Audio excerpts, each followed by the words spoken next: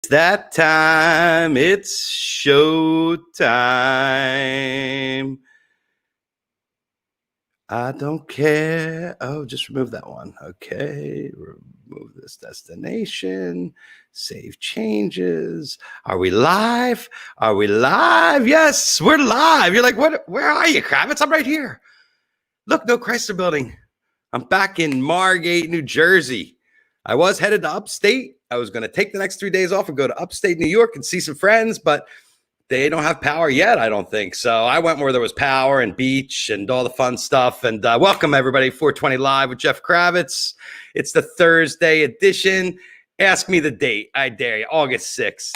August 6th was the original day I'm supposed to leave the Jersey Shore, but I extended. I'm going to be here for another little bit longer, visiting some more family and hanging out and coming to you from here. And, every day is an adventure. But every day my phone rings and it's like, what do you want to talk about? And I've had some crazy calls the past couple of weeks. And one of the calls was from my good friend, Michael Weintrob over at Instrumenthead. And that's one of the reasons we're coming to you live today, because they're starting their series of live music. And today there's a hot new project with Jen Hartswick and Kris Myers and our friend Jeff Coffin. And they are adding special guests. So we're going to talk to them about that, and we're going to hear the first track, and you're going to be able to buy tickets to hear the whole show. And we'll talk to our friend Michael Weintrob, and I just realized that I kind of jacked myself. But anyway, I hope everybody's doing well. You know, it's been an incredible summer. It's been interesting. New York City, folks, I never thought anything like this would happen, not only to take rock and roll out of our life, but to take away the sports and to take away our great cities. I went to New York City and I was shocked driving around Soho yesterday on my way out at what had happened. Soho before the pandemic was already a mess with the lack of retail and the way things were changing. And, we've all changed our shopping habits and the way we buy things. And we're no longer shopping in stores. We all shop on the internet. So it's very hard for us to, people aren't out, and people are especially not out now in New York City, and there's nowhere to really go. And it's very sad what's going on. And you could hear it in the lack of horns and the lack of traffic and how you could travel around from one end to the other. And on a Tuesday afternoon, I got in my car at 12:54 with my Prince Street pizza on the seat next to me, slice on my lap. I hit the Holland Tunnel, and I was back in Margate in 2 hours, which is absolutely incredible, to door to door. And that I also stopped. I needed a rest stop. I don't have 2 hours anymore to sit in the car straight. I'm losing my my holding ability. Anyway, as you know, we've been keeping ourselves entertained, doing what we can to keep it going. And what's happened in our cities, the way people have moved and are moving in and moving on and moving up is really interesting. Someone told me today that 500,000 people had put change of address cards in with the post office in New York City. And that's kind of crazy. I have a lot of friends that are leaving the city, so I get it. Most of the musicians we talked to today on the show are all living in Nashville, which is why they've all collaborated. We see the same thing happening in Denver and these musician power spots all over our country where people are going to get out of the big cities. And there's a lot of great musicians, always were in Nashville, but a lot from our scene, from the jam scene out there. And it's nice to see that they're all collaborating, getting together. My friend Michael Weintrob has been at it for years. We've shot side by side with each other at many, many festivals. And, he locked onto a very unique thing with his Instrumenthead. And he moved to Nashville and opened up a guy. He was another guy from Brooklyn, from New York, that moved to Nashville. So let's say hi to our friend. Are you ready there, Michael? Here we go. Michael Weintrob. Hey, there he thanks is. for having me. Good to see you. Good to see you. Right in front of some of your prints here. I'll make it a little bit closer so we can see you. Come to the center a little bit there, Weintrob. There you go. Perfect. Too far. There you go. How's it going there? It's going really good, Jeff. Thanks. Tell us about what you got going on at the Instrumenthead Gallery. So basically, I've got this studio in Nashville where I've been doing concerts here for years and, doing these concerts on the road, art shows with music. We had a show booked for Jazz Fest this last year where we had 35 bands booked over 11 nights, and we were giving 100% of the door to charity. and we got sponsors to pay the bands, and it was a place where art was being seen and made it heard, and that got canceled. And so we came to Nashville, and I had a friend right around the time of the Love Rocks and Allman Brothers thing at the Beacon, right before the shutdown. He contacted me and he said he had all this gear. His name is Greg Burns. He was the head of production for Green Sky Bluegrass for a decade. And so he said, let's create this virtual venue. And I've got this really cool studio in Nashville, and I've got all the walls where I was doing these exhibitions and all the prints. And so with my artwork and my walls and his audio equipment and like a multi-track recording trailer and a light truss, we put our stuff together, and we both decided to do what we do and do it together and form a team. And then I have another friend, Damian Guess, who helped us with all these exhibits, and he printed my first show we did in New Orleans back at Jazz Fest in 2012, and he's doing all the graphics. So basically we got a bunch of people who didn't have work to come together to create a team to create these concerts. And now luckily I'm in the Music City and I have access to a lot of these musicians, and I've worked with them. So I called Jeff, is always my first call, Jeff Coffin, and he wrote the foreword to my Instrumenthead book. He's always been hanging with me for 20 years and supporting me and making me feel like it's okay to be myself. And then we decided to put this band together, and we got Kris Myers from Umphrey's McGee, who's going to perform, who I was there when he first joined Umphrey's and used to do a lot of photographs for them. And then we have Jen Hartswick from the Trey Anastasio band. And I remember when you and I were in Bonnaroo together, Jeff, we were next to each other, and Trey jumped in the air, and you got the shot that was on the album, but I actually got the same shot at the same moment. So we should compare our photos and see what they look like. Let me tell you how many of Kevin Mazur and I have so many shots that are identical. I mean, it's what happens when you're in the same place, but you got a great eye, Michael, and we've spent many times. Tell me, so to make a long story, yeah, go ahead. Yes. To make a long story short, Jeff, they decided to do this thing called Music in 5 Questions, where they want to bring in special guests and they want to ask each other questions about their life in between the songs to make it personal. And so we didn't know who the special guests were going to be for, a month when we were talking about it. Then all of a sudden they said, we're going to have Jay White and Robben Ford. And Jay White's one of the funkiest bass players around, and Robben Ford is obviously a guitar god. So to see these guys performing in my space and to be in the room with these guys was just so epic. And I found a way to still see live music in a pandemic, and that's really amazing. Talk about how you started doing these pictures. Okay, so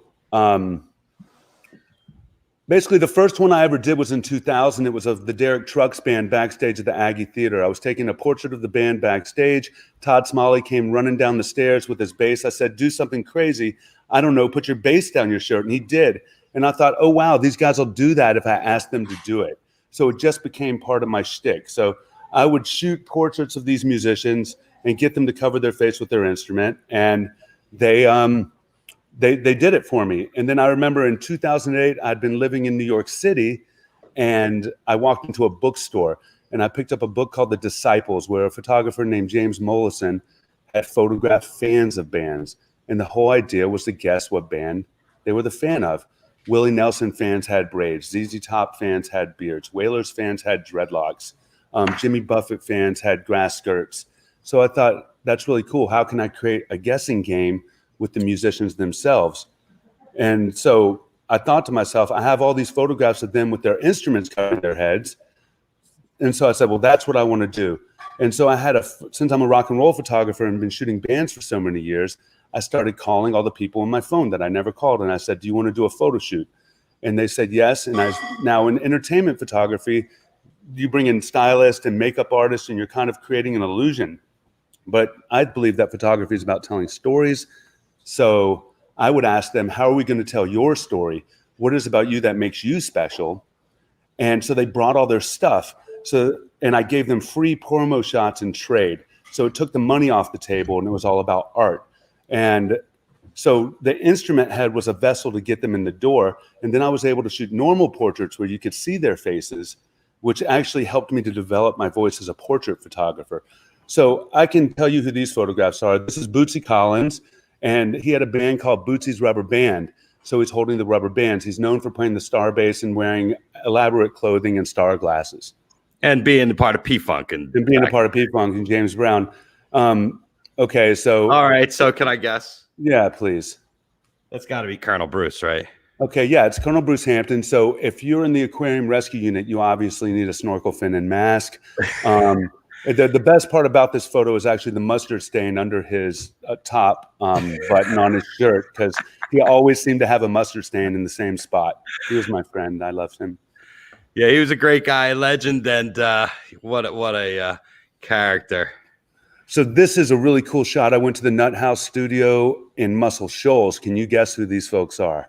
That's got it. Well, I want to say Duck Dunn and Steve Cropper. Okay, close. That's David Hood, who's Patterson Hood's father, and Jimmy Johnson from the Swampers. You know, in the Leonard Skinner song, they say, Muscle Shoals, we got the Swampers. Mm-hmm. Well, these are the Swampers. The original Swampers. What about this one? That's got to be Derek Trucks and Susan, right?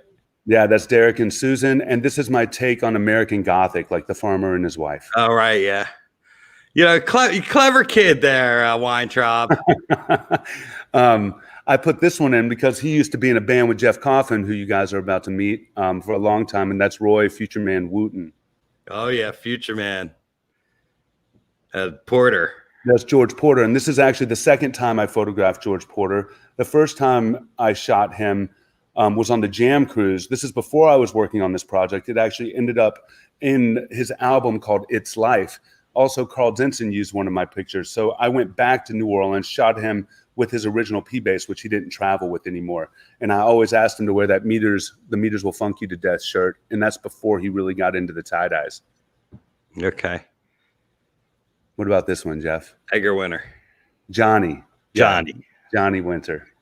I'm so close with all these. He's albinos, and the white guitar and the hat and the tattoos. Yeah, the hair. It was amazing. The white skin's a dead giveaway. Well, it's funny about that Johnny Winter shot. We were doing the normal portraits that ended up on his album cover. And when I started shooting, the manager was really nervous. And I said, how much time do I have? 5 minutes? You know about that, Jeff. And he goes, maybe 180 seconds. And an hour later, he was still playing me the steel guitar. And they're like, how did you do that? And I was like, we just connected. I don't know. So me and Johnny had a cool connection. Yeah. And John Popper, right? That's John Popper from Blues Traveler with the harmonicas hanging. It's a real challenge to cover someone's face with a harmonica. Yeah, I would think. I mean, that's most of the thing is you got to lose a lot of strings and a lot of C stands and stuff, right? Because there's some tricks.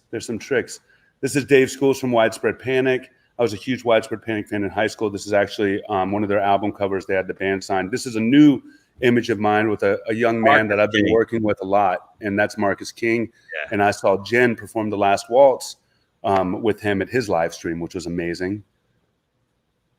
This is Mark Giuliano, who played drums on Black Star, which is David Bowie's last record. Sure. Amazing record. That's Mickey Hart. And this is an amazing image I shot at Mickey's house. And he's got the beam, and he's got his drum heads and his gloves and his armband. And I had a really great day with Mickey. Great. Well, I mean, your Instrumenthead stuff, I mean, it's nice. You found an amazing niche and the shows you do it at Jazz Fest and everything. It's congratulations there, Weintrob. You've always been industrious, so it's good to see you. Well, I've always looked up to you, man. And, you know, I was in the trenches with you and shooting live concerts. And I think I put my photos on your stock agency quite a few times. Mm-hmm. And, you know, I always really looked up to you, and you were always super cool, and you're super cool now. So thank you for having me. I was also 6'4" too, so. Yeah, I was afraid of you. But anyway, so thank you for, you know, talking about the show, and it's really cool to have these musicians here. And, you know, I love all these folks, and just to see them perform together is amazing. Let's get to it. Let's introduce one of the first musicians we're going to meet tonight, who's been on my show before, who's eating the chocolate. Come on over and say hello. Hello, Kris. Hey. They're being good. Michael's keeping this. How you doing, Kris Myers? What's up, brother? How are you? Good. Excellent. Good to see you again on 420 Live. Yes, sir. Love it. My favorite. Welcome back. I'm a veteran. Yes, you are. All the Humphreys guys. How's it going with your scene? Everything all right? It's nice to see you playing. It must feel good. Yeah, it's great. I mean, that's probably my saving grace for this whole pandemic is having, home studio and opportunities to play down there and with other people, and and of course occasional stream with Humphreys, and it's about it. Yeah. Yeah. Well, there's not a lot going on, as we all know. But this new project, how did it come about? It was just from a phone call from Jeff. He was so gracious enough as to call me and all these great musicians and put it together with and told me about this concept with Mike. And I knew Mike was working on it for a while. I saw it in the early stages, and here he is now with this amazing facility on the east side. And we end up doing this great stream. It worked out great. It's perfect. How was it playing together? Oh, it's outstanding.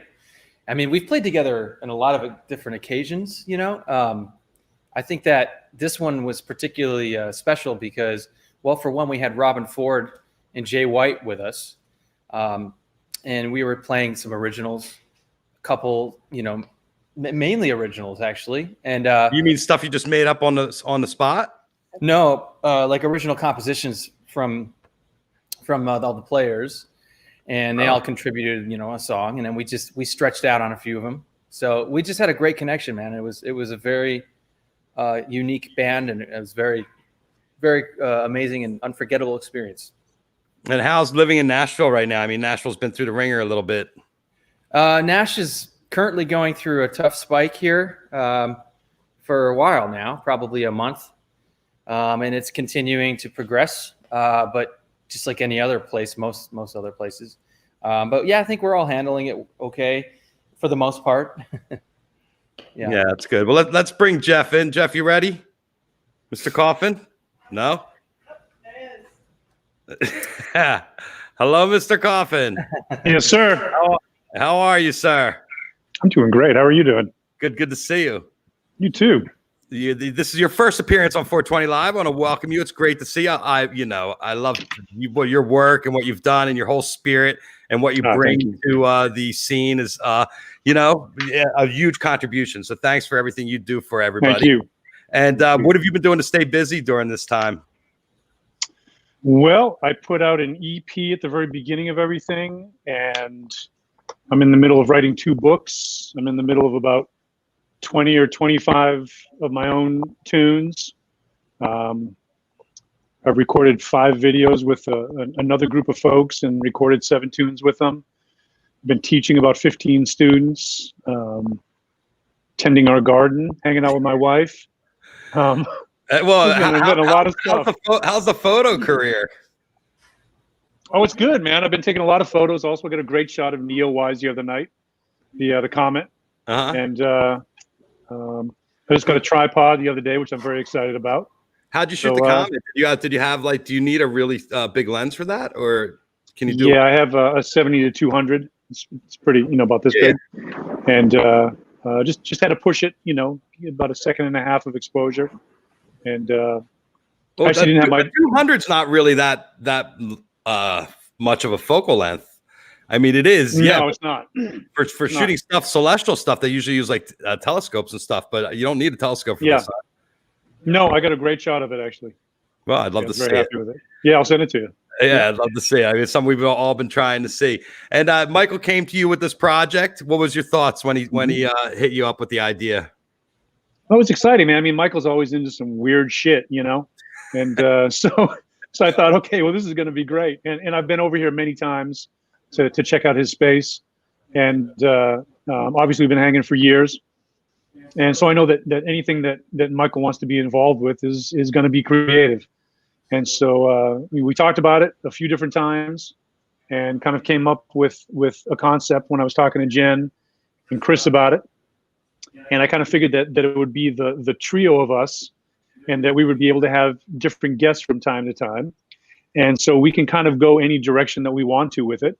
So I think that it kind of, it's in keeping with the sort of the breadth of what Michael does and the musicians that he's around, which isn't like it's not just jazz musicians or bluegrass musicians or pop musicians or rock musicians. It's a real wide variety, and everybody kind of overlaps. And so that's the kind of music that I've been playing my entire career, whether it was the Flecktones or Dave Matthews now.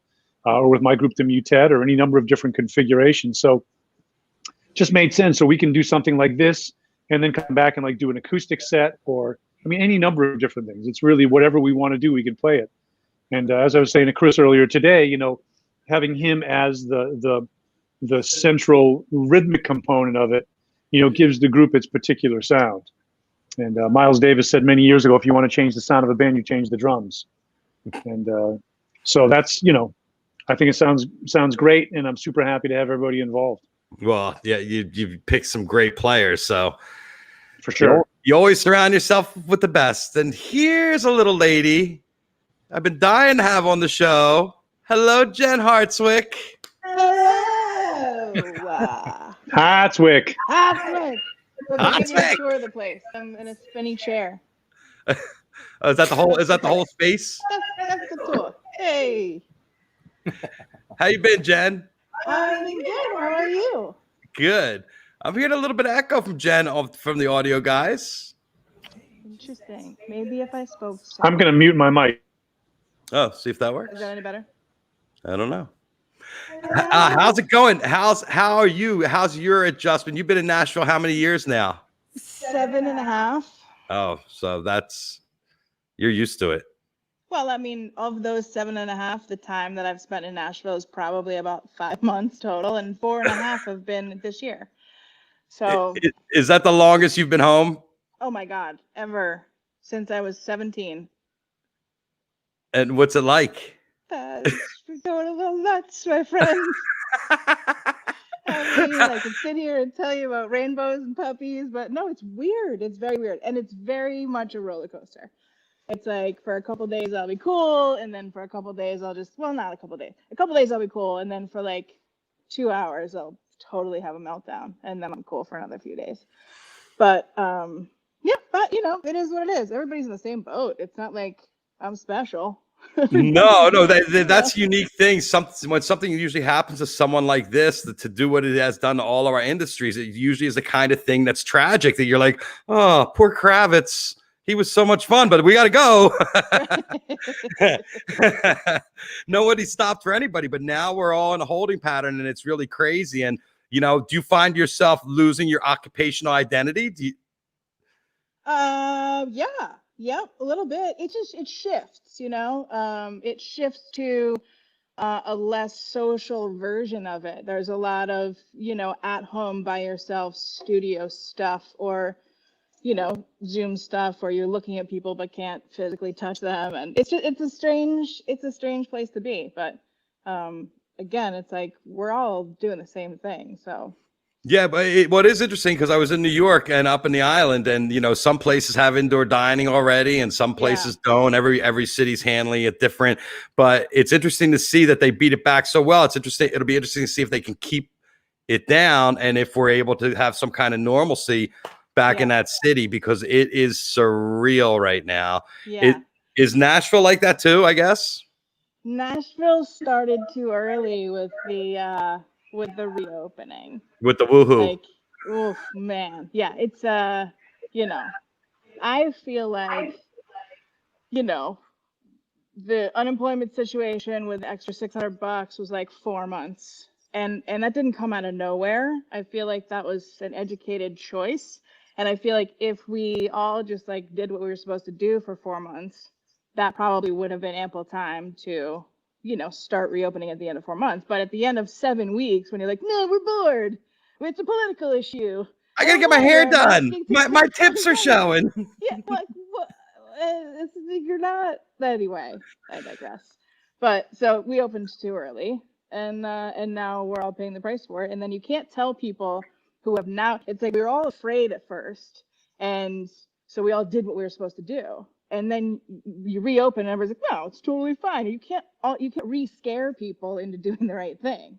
No. Like now everybody's like going to the store and they're doing the thing, and we keep opening restaurants to whatever capacity, half capacity or more. And then in 3 days, the governor's like, no, just kidding. We're retracting that. And so all these restaurant owners keep ordering like they're going to reopen, and they order all this food, and then they keep getting told that they're not opening. Yeah, it happened here in Atlantic City in the casinos. They were all ready to open up all these casinos. They staffed up and they just said no.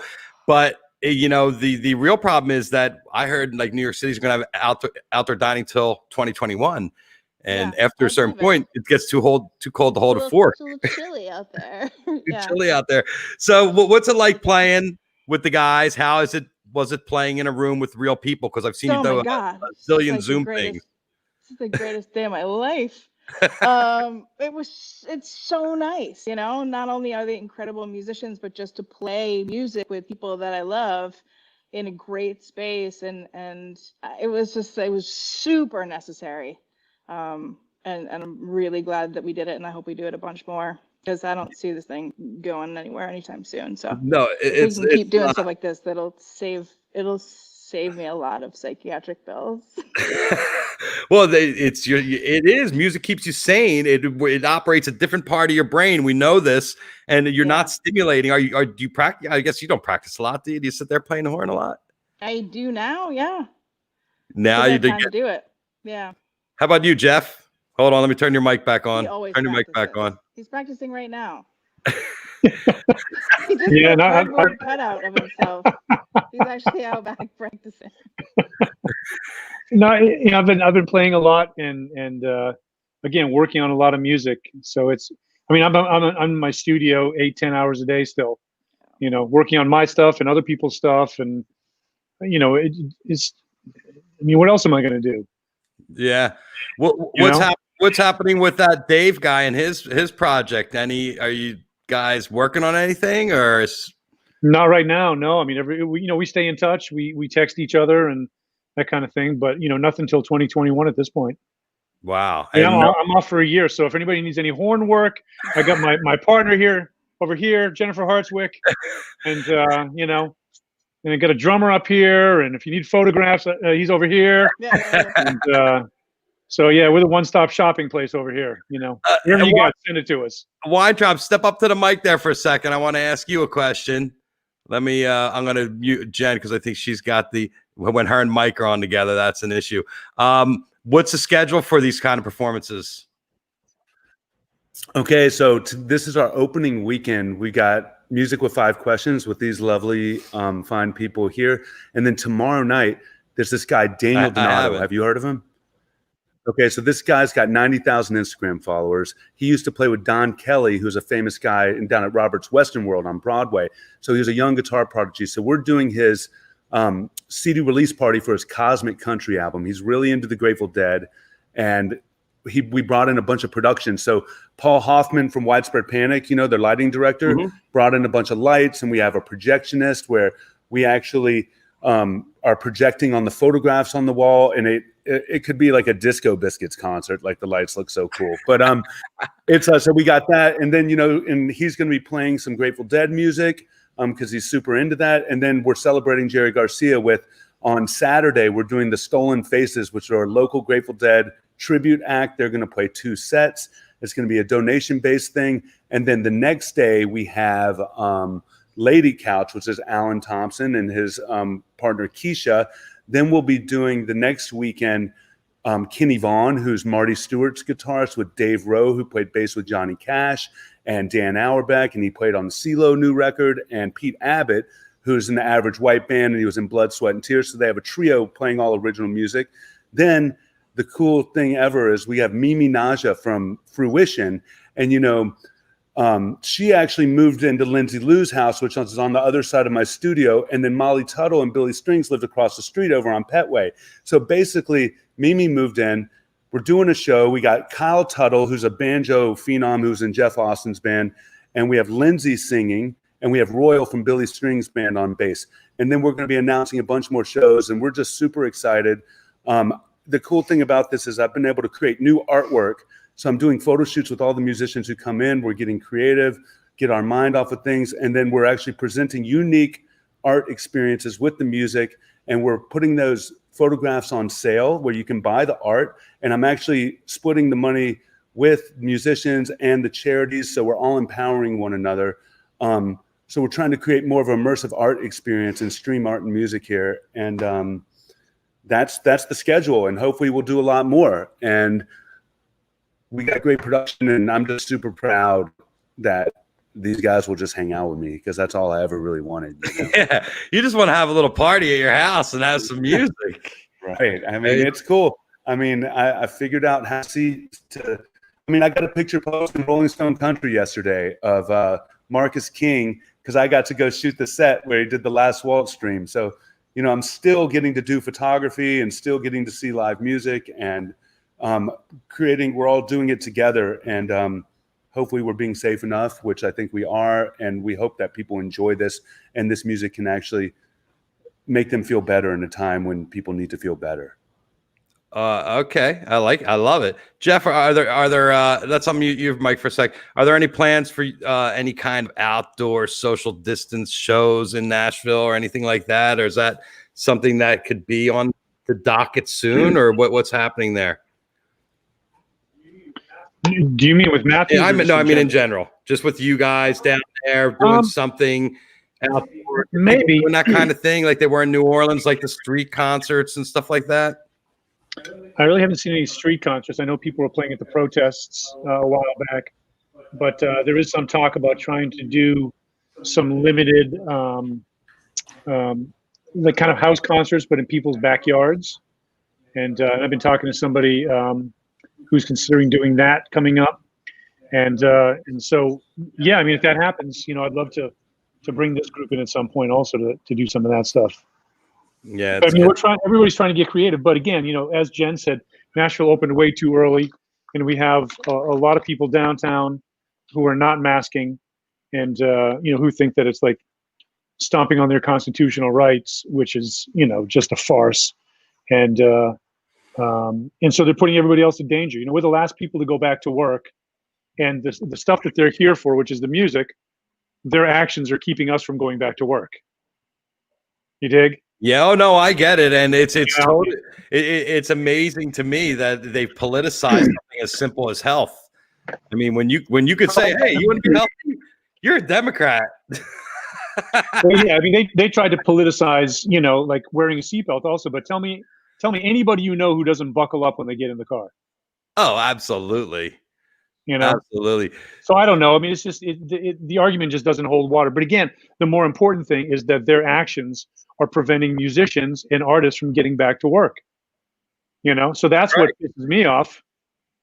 You Well, know, I see your part so we can do our part. in front of Tipitina's, they have the sign: "Wear your mask so we can open back up." Yeah, right. You just have to do their part so we can do our part. It's a simpatico kind of thing, and you know, I mean, I love being home, but I love being on the road also. Yeah. And I love making music for people. That's what I do. That's what I've always done. That's what we've always done. And you guys work with your lungs, Jen. You need those lungs, right? You know it. You Yes, know it. please. Well, we got this. You got to have the mask. Yep. It is unbelievable, this whole thing. I mean, because, you know, it rocked us at our foundation, but at the same time, if it was, oh, is this real? Is it not real? Who do you know that's getting sick? And all these questions you hear on Facebook and shit all the time. And it's just like, you don't want to know people that have gotten sick, and you don't want to have to deal with it. So what's up? We're going to go live in 6 minutes with the first song. So we're excited that we're going to have a little music. Mike, hold on. Mike wants to speak. Hold on. I have to mute Jen and turn Michael. Go ahead, Mike. Go ahead, Mike. You remember when photography went digital, right? Because you were shooting film for years. Isn't this kind of like when photography went digital? You know, it's like you have to, like what you're doing now, you're pivoting. It's like either get with the program or you get left behind. Well, you know? The whole world is that we are now broadcasters, all of us. You know, this is something that we all have inside of us, where we're all having to learn how to interface with the camera and people on the other line and project ourselves and like look at the camera and get a nice light. And, you know, you have to really start thinking about this as an art form, because it really is. And for me, it's been an amazing communication tool, where normally I was constantly out communicating with people like we all were. And now we're using our social media to keep ourselves relevant and in line. And especially as an artist, for me, you talk about losing my identity. I haven't picked up a camera in 5.5 months, but I've done 105 webcasts. Hey, you know what's cool? What I realized was, did you see this photograph behind me? It's of Jeff, Jen, and Kris. And the photograph of Jeff I shot in 2014. And then the ones of Kris and Jen I shot last month. So it's really cool. And that's the first time I've ever put three of them together. And you'll notice that Jen on her trumpet has some rose quartz hearts. And she has a sparkler like a wick. So it's Hartswick, you know. And we almost burned my studio down when we did it, but we definitely did not burn the studio down. My friend Greg almost burned himself, or he burned himself a little bit, but the goal was not to burn Jen. And what was that like, Jen? Hold on. Now I'm going to shut Mike up here. Because there you go, Jen. You're on. Okay, so he's very adventurous. This is like Mr. Weintrob. And he was like, here's what I was thinking. And they bought like, I don't know, 40 feet of like wick. And he's like, so what if we just like soak, like we'll light it, but like a couple feet away from lighting it, we will have soaked it in water. So like it'll just go out. And I said, I don't have a lot of irrational fears, and I wouldn't even call this irrational, but like fire's not my favorite. That's not my favorite thing. And so Greg was like, all right, well, no, I'll just do it. I'll just do it for you. And then tells me that his last name is. Oh. Huh. I got you What? back? Yeah, you missed the punchline. You told me that his last name was Burns. Oh. So anyway, I just fully called out his entire name. Sorry. So anyway, he goes and he soaks it and he's like, this is going to be great. And then he lit on fire, but he had coiled the other 37 feet around his hand, and he lit this wick. And in under a half a second, the entire thing exploded in his hand, and he threw. I mean, I ran out the door and screamed. It was like this all happened in under half a second, and it left a permanent mark in the cement floor of this place, all coiled up this wick. And so that's what I mean, that's the kind of things that you do for art around here, apparently. So we used a sparkler. I like the literal translation of Hartswick is just too funny. It's heart sparkler, but it's cool. It's all the same. That is classic. All right, let's see. We're getting ready for the big broadcast now. What was your favorite part of playing with everybody, Jen?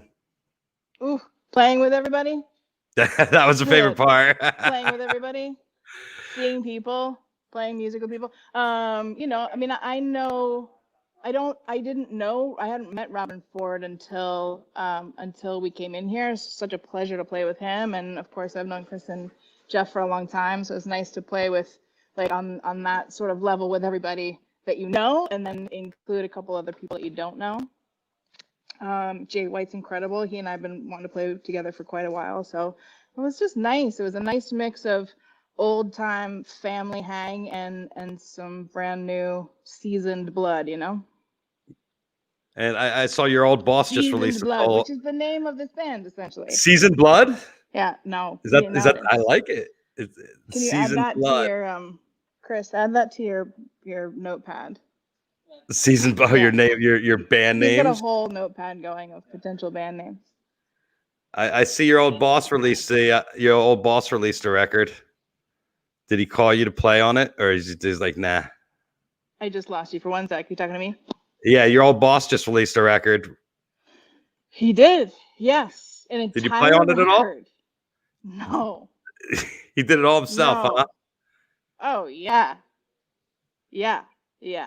That was all like quarantine, not talking to anybody.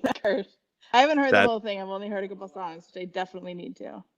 Absolutely classic. Well, we look forward to it. Thank you all for coming in, and we look forward to watching the show tonight. Everybody, we're going to show you the first song here in a minute, but thank you all, and we'll look forward to seeing you online, and you're all welcome back on 420 for more conversation anytime. Thanks. All right. Bye, Jen. Bye, Jeff. See you there, Weintrob. Thank you. Good luck with this. All right, here we go, everybody. Check it out. I'm going to remove me. Oh, no, I think I got to leave me here because you're going to have to hear it. All right. So, boom. Over the last 2 decades, I've had the opportunity to share space through my photography with many musicians from around the world. Our intention is to connect artists with their fans in an intimate way. I'm Michael Weintrob, and this is Instrumenthead Live.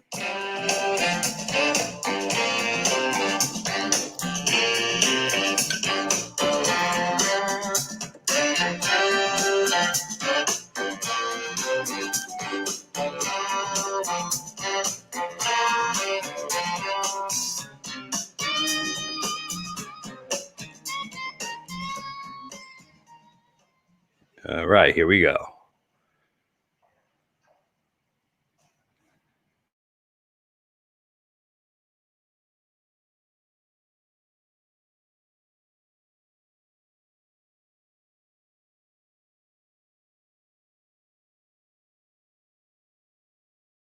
Come on.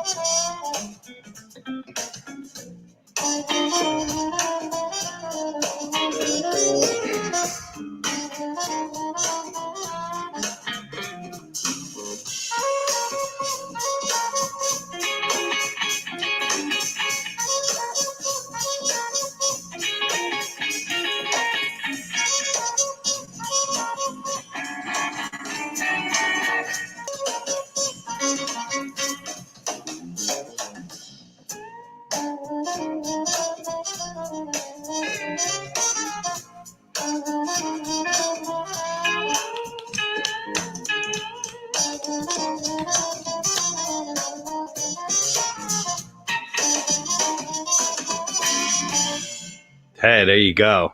Instrumenthead live. That was really hot.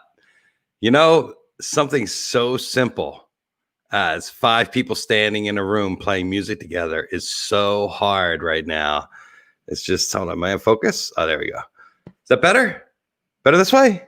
Better like this? Better like that? Anyway, it's just so interesting to see that, you know, it's something that's so normal that we used to see all the time. Every time you walk into a bar, every time you walk into a club, you'd see 5 people playing music. And you just have a beer, sit there, watch. It wasn't a big deal. And now it's the biggest thing in the world to watch 5 people connect like that. I want to thank Michael Weintrob for thinking of us and the Instrumenthead Gallery, our friends Jeff Coffin, Jen Hartswick, Kris Myers, Robben Ford killing it on that song, and Jay White on bass. Really good. We look forward. If you want to watch the whole thing, you can. It's on right now. It's streaming. Get a ticket, check it out, check out Michael's work, and there's going to be a lot of great things coming out of Instrumenthead. We'll keep our eyes peeled on Mr. Weintrob.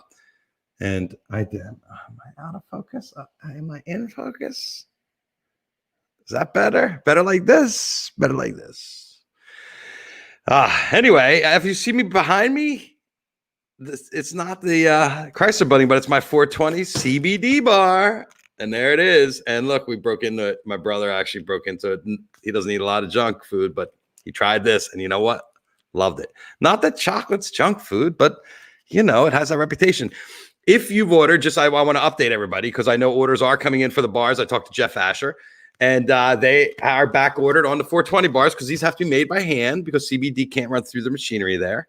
So you will get your 420 bar. Jeff has told me that he has a list. He's checking it twice, and he's going to get the 420 bar out to everybody. And we want you guys to know that if you want to get your 420 bar, you go to ashers.com. Spend $75. You'll get a 20% discount. If you do the math, that's like $60. $60. And this bar is a half a pound of some of the most, it's so beautiful. I just want to open it up and show it to you, because when you see the psychedelic, like, who wouldn't want a psychedelic candy bar with their name on? Oh, is that, what's that? What's that? Oh, it's a little piece of chocolate. On the top. A little bonus for me. Anyway, look at that color. Get that. And look at there. Potato chips. Look at the bottom. Pretzels. Mini M&Ms. Raisins. Coconut flakes. Are you kidding me?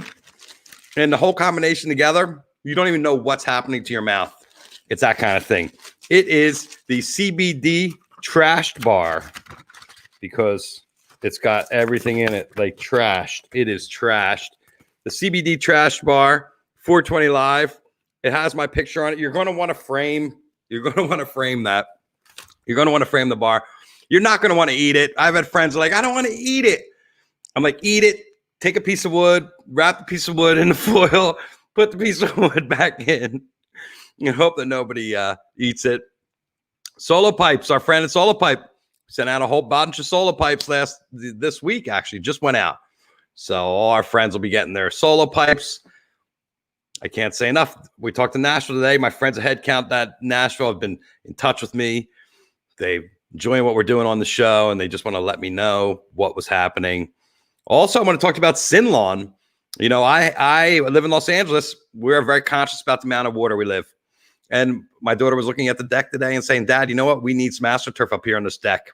So I was like, measure it out. I'll hit up my folks at Sin Lawn. I showed some of the demos of what this stuff looks like. It's incredible. And there is a contest at Sin Lawn. Right now, you can get a putting green. Go on there right now. There's your link. Sign up for the contest. Get yourself, you know, I don't want to tell you what to do, because people would give me shit. They're like, you know what? There's nothing like real grass. But you know what?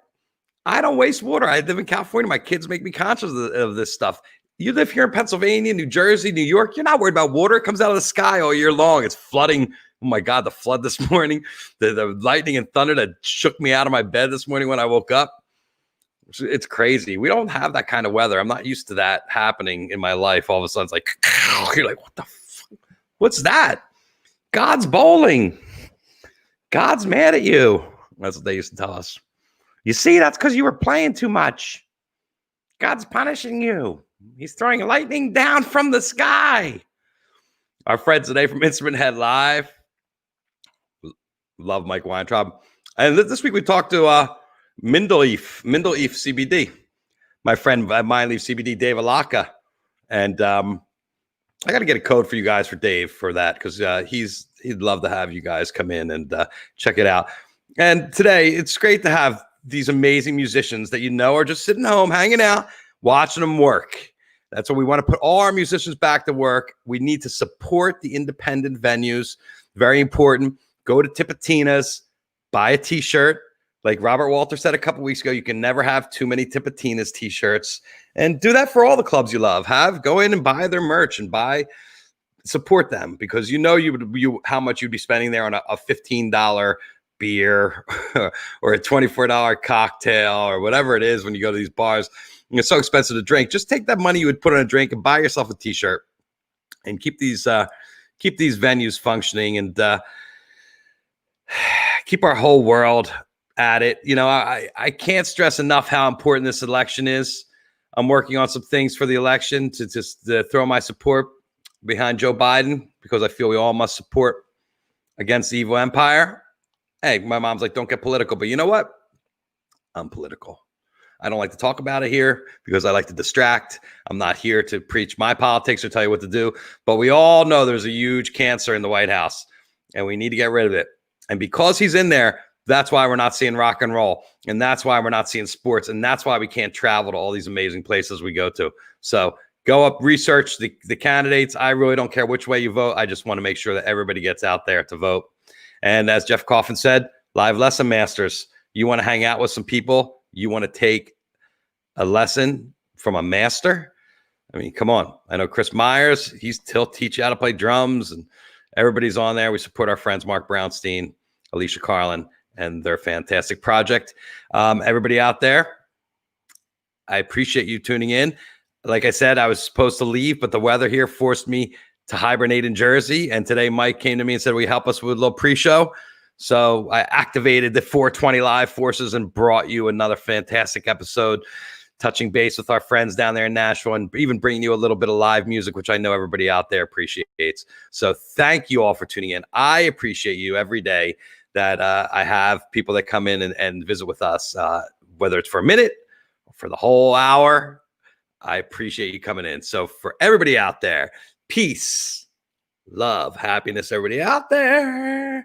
And even if you're not out there, if you're in there or somewhere else, here's a hug from New Jersey. And we will see you next week. I believe I'll be back on Monday. I will keep you posted on the socials so you'll know what's going on here in 420 Live land. But we are always working to bring you the best in